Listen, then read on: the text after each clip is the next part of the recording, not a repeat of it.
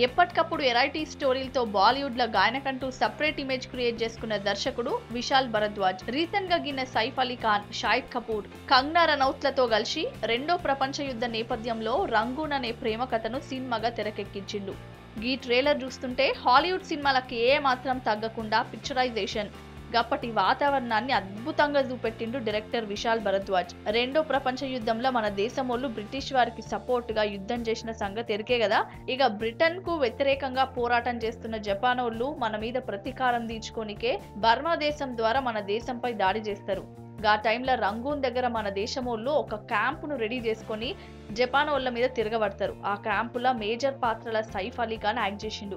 అయితే అదే సమయంలో బాంబేలో cabaret dancer cum cinema heroine జూలియాగా కంగనా నటించింది. ఆమెను బాంబేకి వెళ్లి రంగూన్ కు ట్రైన్ లో తీసుకురమ్మని ఒక సెక్యూరిటీ గార్డ్ షాహిద్ ను అపాయింట్ చేస్తాడు సైఫ్. ఆ ప్రయాణంలో షాహిద్, కంగనాలు ఒకరికొకరు ప్రేమించుకుంటారు.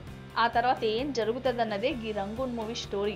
తాప్సీ లీడ్ రోల్ యాక్ట్ చేసిన runningshaadi.com అనే డిఫరెంట్ టైటిల్ తో ఉన్న మూవీ హీరోయిన్ తాప్సీ గల దోస్తులతో కలిసి runningshaadi.com అనే వెబ్సైట్ ను షురూ చేస్తుంది. లేచిపోయి షాదీలు చేసుకునేటోళ్లకు సాయం చేసే కాన్సెప్ట్ అన్నమాట. అరేంజ్డ్ మ్యారేజ్ చేసుకునేటోళ్లకు మ్యారేజ్ బ్యూరోస్ ఉన్నప్పుడు లేచిపోయి పెళ్లిళ్ళు చేసుకునేటోళ్లకు ఎందుకు ఉండకూడదన్న పాయింట్ మీద ఈ సైట్ ను డిజైన్ చేస్తారు.